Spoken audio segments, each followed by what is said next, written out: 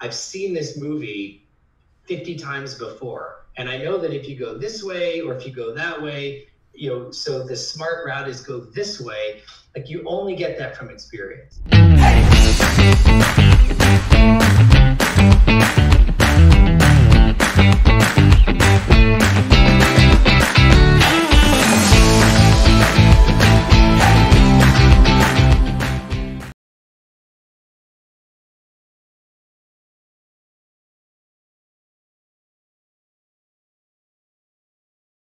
Jeff Hyman, thank you so much for joining me on 20 Minute Leaders.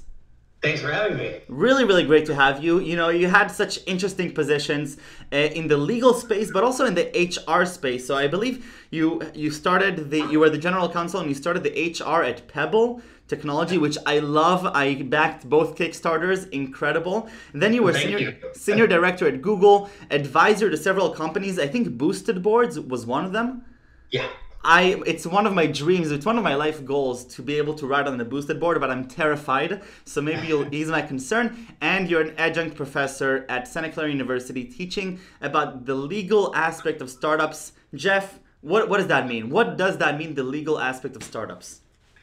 Well, in the course at the law school, what we do is I try to present to the students what the arc of legal issues are that startups face, from formation to raising capital and dealing with VCs, and then key issues about contracts and hiring people and employment law issues, and then ultimately working towards M&A and going public. Right. And throughout it, the focus of the class is really about educating the students a bit on some of the key legal issues at every one of those steps, but it's really about how do you function in a startup as a lawyer, and what's the most useful way to be a partner to all of the other business stakeholders in a company in charting solutions to navigate through all those legal issues. So take me through this. Take me through this life cycle from you're joining Pebble as a very early employee, right? I think 35th employee.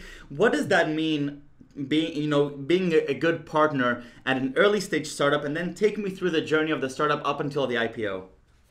So I think and I think it's really that it's an important distinction between being like a law firm lawyer or even working at a big company legal department like I did at Intel or Apple, where when you're a huge company, you have so much at stake, so much at risk, and a lot to protect and to worry about. And what a lot of those companies' legal practices are really about is identifying and managing risk. Whereas in a startup, you have very little to protect, and it's really about you're trying to do something new and you're trying to create and build. And right. So the orientation I think there is, and this certainly was my attitude when I got to Pebble. You show up and there is no legal department. There's nothing, and there's a business that's trying to accomplish something. And really, your job as the general counsel or legal counsel is understand what the business is trying to do and figure out how can you help make that happen. And along the way, how do you help build the company and make sure that the company is making really smart choices about how it's pursuing those business opportunities in a smart way, how it's complying with the laws that it needs to comply with, or at least making really informed choices when it's not. And sometimes that's part of what startups have to do too. But then also being really smart about, particularly in a technology startup, you have a great idea and now you're executing to it. How do you do that in a way that's going to be protectable so that you have a differentiated advantage and you're able to protect that differentiation sometimes through intellectual property, sometimes through how you set up contracts and relationships with external parties, etc. So I mean, So there's a lot. Yeah, and I mean, looking at the background. So besides being a part of these huge companies, very successful companies, you've taken a very active role within those more Internet of Things devices like wearable technology, like the booster boards. So I'm guessing there the IP plays a pretty strong part, right? Because especially today, you create some new wearable device, and all of a sudden, across the sea on the east, you have companies doing almost the same thing for much cheaper. So what are the different challenges there that you've seen with these different companies that you've worked with? Well, that's really, I think, especially in the hardware space, and that's really one of the big challenges. You can have, if you look at like a Pebble watch, or I have the same thought when GoPro came out with their camera. When you tear those devices down, they're just made up full of commodity off-the-shelf parts that anybody can tear it open and copy it, and if they can offer it at a lower price because they have cheaper labor, whatever the case may be, you're in big trouble. So if you want to have something that's going to give you a sustained, differentiated advantage to compete, you've got to bring something that isn't so easy to knock off. And what are those things? Well, at Pebble, one of the things that we had was we had software.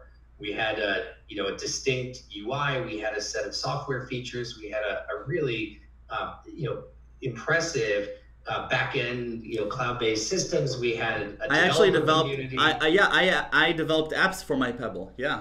So like those are the kinds of things that if you're smart about how you do it, those can start to create moats that will defend your competitive advantage, so long as people like the product. I mean, ultimately, all these things, they all devolve down to the basic question of, are you doing something that consumers want? That's the ultimate challenge. But I think that you can be smart about how you decide whether you're going to try to protect things through patents, and there's criteria and strategies around figuring out that. There's also a lot of strategy around when there are things that are actually hard about what makes your product work or how you assemble your product. And if you keep those things secret, you can give yourself some advantage as well. So how you maintain your trade secrets is important. So there's lots of different strategies, and law plays a part of figuring out how effective a moat can you build around the business. And then how does that play though into your role as leading the HR at a company like Pebble? Because in my mind, legal and HR don't necessarily go hand in hand. So it's really interesting. When I joined Pebble, the first day I showed up, there was a recruiter, and he asked me to go into a conference room, and he said, hey, you're also in charge of HR, and there's some things that you need to know about. and so it isn't actually that strange, because the intersection, there's a lot of HR that's really about not only complying with a whole host of employment laws, which are really important, but a lot of those laws are there, when you think about it, to protect and promote the interests of the team, of the employees. And when you think in a startup about what's something that's really important, well, it's the team and the culture of the company. And so for me, I had a really natural interest and passion for doing the HR work. I still love doing it. And I was thrilled to get to wear both of those hats, because sometimes when you're doing the legal work, it can be a little isolating from the team writ large, and you're doing things that are important but maybe don't resonate with everybody. When you work in HR, you're doing stuff that affects everybody all the time, and the feedback loop is instantaneous. You hear from people all the time, which I enjoy most of the time. I love it.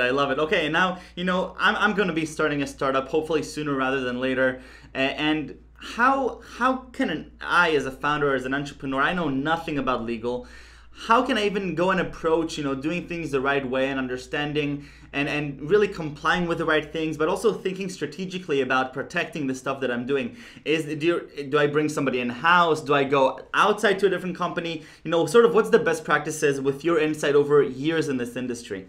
Well, now what you're going to do is call me. Okay, okay, it's done. That's it. So that's, it's funny because that's really what this consulting business that I run now is really, in a way, it's sort of my solution to the problem that you just raised is right. When you're starting out and it's early days, it doesn't make sense to hire a full-time lawyer at a really early stage startup. But there are so many things that even in the early stages that founders want to get right. And they're not intuitive. Most founders are technical. Sometimes there's sales or marketing oriented people, but there's no reason to assume that you would have this very specialized knowledge and kind of the wisdom of experience to know what are some of the better solutions, than others.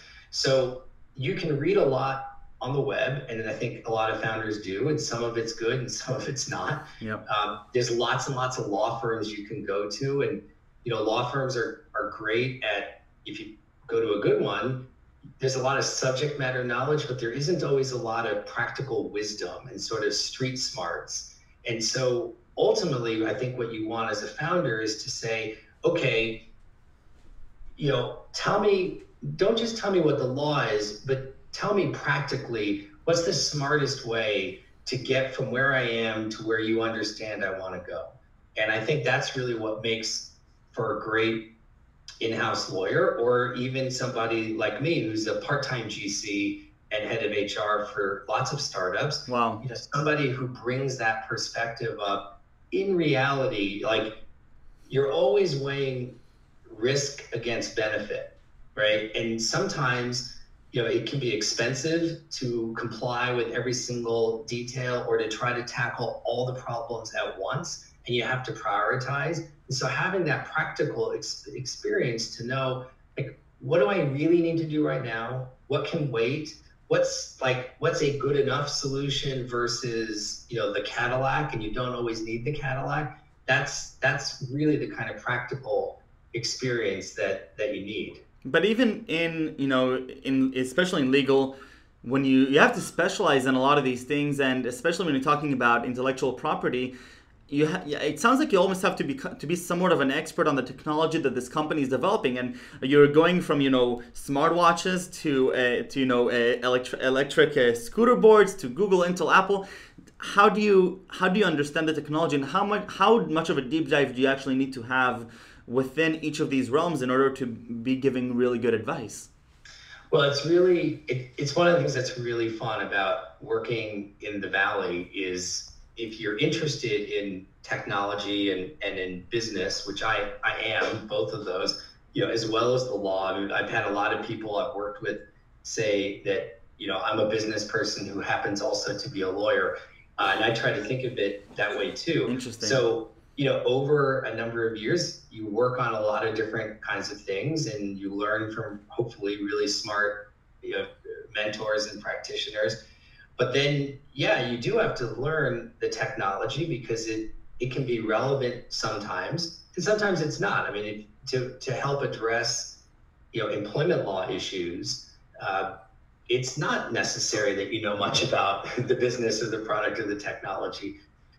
But certainly when you're thinking about intellectual property matters, or even structuring partnerships with outside companies, particularly if it involves like manufacturing or licensing technologies, you do need to understand at some level. You don't have to be an engineer, but the more you understand, I think it can help you a lot. Definitely. And, looking over all these companies and all these years in your industry, what are some of the common pitfalls that you see founders or entrepreneurs make along the way that could be avoided? I'm looking at myself, things that I want to write down, that I want to make sure that I do things right as I go along my own entrepreneurial journey. Gosh, there's every startup that I've worked with, and I'm working with 4 companies right now. they all struggle with a lot of people-related issues, a lot of employment law issues. Interesting. And I think they also struggle with how to build and manage teams and do some of the compensation strategy, like all of that people-related stuff is a challenge. And that's partly because none of it's intuitive at all. Like there's nothing intuitive about employment law. It's detailed, and in California, it's shocking and surprising what the law actually requires sometimes. It's very unclear to both sides, right? Both the employer and the employee. It can be. It absolutely can be, and there can be a tremendous amount of problem when the relationship goes south. And that can happen, right? So getting a lot of those people-related issues right is a challenge. I think also that when founders early on start engaging with the outside world, whether it's through contracts or through collaboration, talking about technology, developing technology with outsiders, getting that right, both in terms of the contracts that the companies are signing and the contracts that they're not signing and putting in place, is sort of another area where I see a lot of opportunity to benefit from working with someone who can, guide you through that. I think there's, naturally there's a desire to, like, you see a problem, you want to go solve it, and there's a smart person or a company that's got some technology that's interesting. Let's just dive in and solve the technical problem. But if you don't set that up right, and especially sometimes before the work begins, you can really be creating some difficult problems that you're going to have to dig out of after the fact. 100%. Is it very common in your industry to go broad and be in like four companies at the same time, or do people at your caliber usually go and do a deep dive into one company? It's a mix. I think. Yeah. I mean, clearly, what I'm doing, I think, is not the conventional path. I mean, I've done being a part of big companies and smaller ones full time. By the way, what's the difference in that? So, being in huge companies like Google and then being in small companies like Pebble, like, give me a little bit of a taste of how different it is from your perspective. Well, so if you think about the time that I was at Apple, I was part of the hardware legal team. And within the whole legal team, there was the software legal team, and there was internet services, which at the time was, iTunes and the bookstore and all of that. And then there was the privacy team and the litigation team and the patent team and all these. And so the whole point, though, is you start getting specialization and a more narrow focus. So even while I was a senior person and ultimately led the hardware legal team at Apple, wow. I had nothing to do with all the really interesting things that Apple was doing in software and services and its completely cool ways of setting up the Apple stores and how Apple was selling. I had nothing to do with that. Yeah. So that focus and specialization and sort of staying in your lane is sort of the hallmark of working in a big legal department. And I had done that kind of work for a long time at Intel and Apple, and I was desperate to get out of that narrow lane and have the breadth of all the issues. And also, when you're at an Intel or an Apple, it's like a giant aircraft carrier, and it will be just fine whether you're there or not, and it turns very slowly. I wanted to go to an early stage company where whether I showed up to work or not, and the work that I was doing was actually going to make an important value impact to the company. And so that's really what led me to go to Pebble and have my first startup experience. And I've worked with many startups since then. What I like about playing the role I play now as sort of a part-time GC and head of HR is you get to you get an exposure at any one time. You've got this group of companies you're working with, so there's really interesting variety, different technologies. All my companies are very, very different from each other in their focus, and you get this breadth of people and experiences, and you're constantly learning. And then you can take those lessons and apply them, across all the companies. So, instead of being, all of my experience is what it's like to work at Pebble, I actually now have the experience of having worked with, I think, 8 or 9 different startups over the past few years, with a detour to be a business executive at Google in between.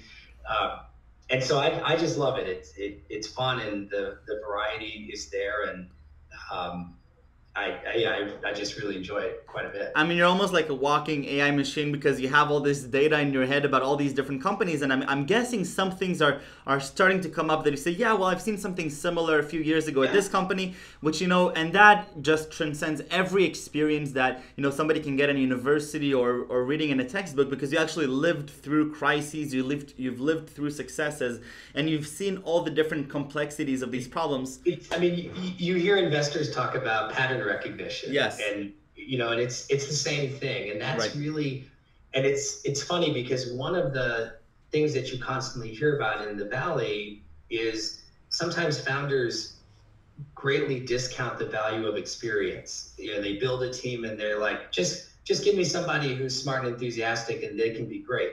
And sometimes that's right, but that pattern recognition and the wisdom of knowing, when this kind of problem has come up, I've seen this movie 50 times before, and I know that if you go this way or if you go that way, so the smart route is go this way.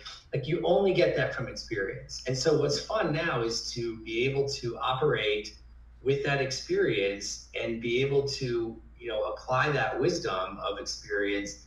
And it's really beneficial for companies. And it's a thrill to you're presented with a problem and you're able to offer this perspective, and to the founders, most of the time, they're really, really appreciative of that. And that's also the kind of thing that even the law firm lawyers, I think, struggle with. I'm sure. They're much more, doctrinal, and they're still in the business of identifying risk, because no law firm ever wants to be in a position where something bad happens at a company and you go back to the law firm and say, you didn't tell me about this, you didn't warn me about that. So they're really in the business of warning and risk mitigation, whereas I'm more in the business of saying, how do we move the company forward, but also navigate around or through some of these legal issues. I love it. Okay, so Jeff, expect a call from me hopefully in less than a few years for my startup. But before that, I need 3 words that best describe you.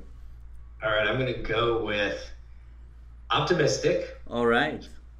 Determined. A lawyer saying optimistic. Interesting. Yeah. Determined. And I think the third one would be evolving. I love it. I love it very much. And Jeff, I'm really glad to be learning all this from you. And we're both, involved with J Ventures, and I just love how I get to be exposed to all these incredible people like yourself. So thank you for everything that you're teaching me, and I look forward to continue collaborating in the fund. And I look forward to working together in the future. That'd be great. Thanks a lot. This was a lot of fun. Thank you. Take care. Bye-bye.